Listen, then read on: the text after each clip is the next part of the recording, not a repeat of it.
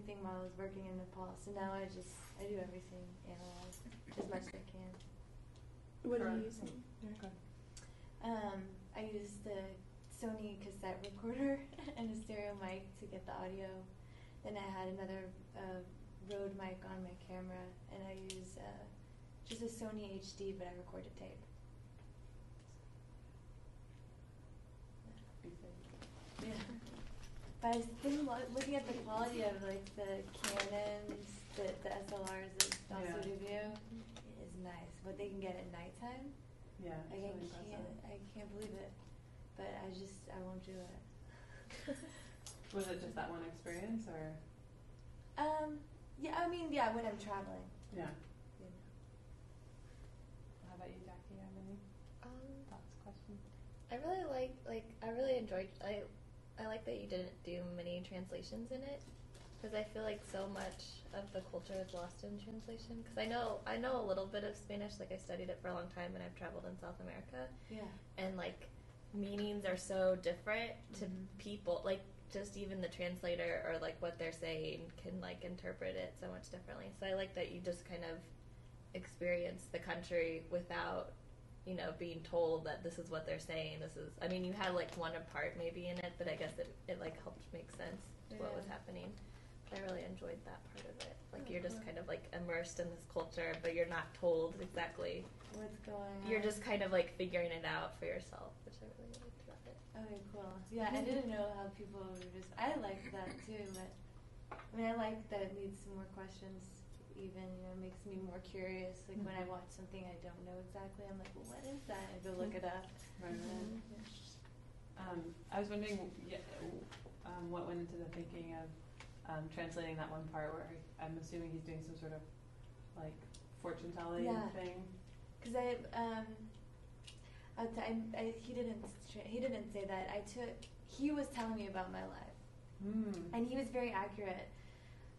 He knew when I had arrived to this one part of the country, how many people I had traveled with, because I was with 2 interpreters for one day. I had 2 interpreters while I was switching from one to the other. He's like, you came with 2 and you left 1 behind.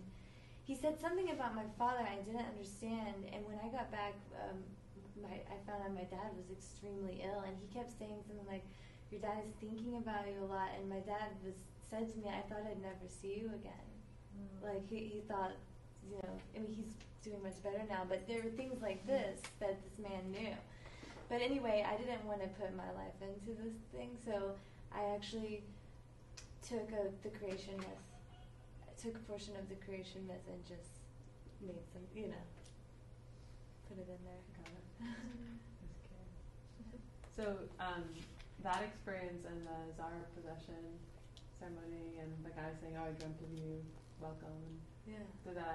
How did those affect you in terms of just thinking about the spirituality in a different culture? Oh, I'm always thinking about spirituality in a different culture. I mean, I'm so fascinated by it. Like, so that's something that's a big part of your life? Yeah.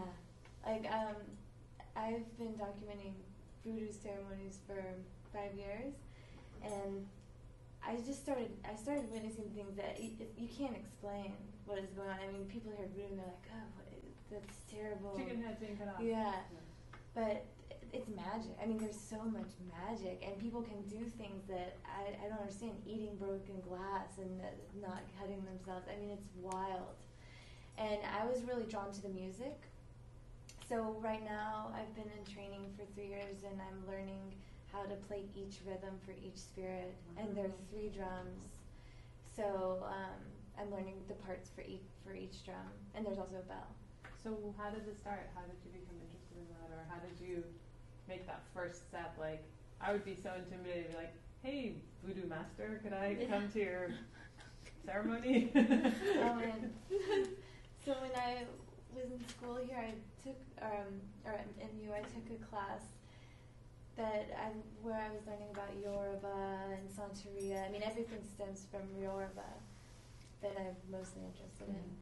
And when I moved to New York, I was like, I need a project. For my own personal project. And I found out that there's the largest population of Haitian immigrants living in New York than anywhere else in the U.S. So I just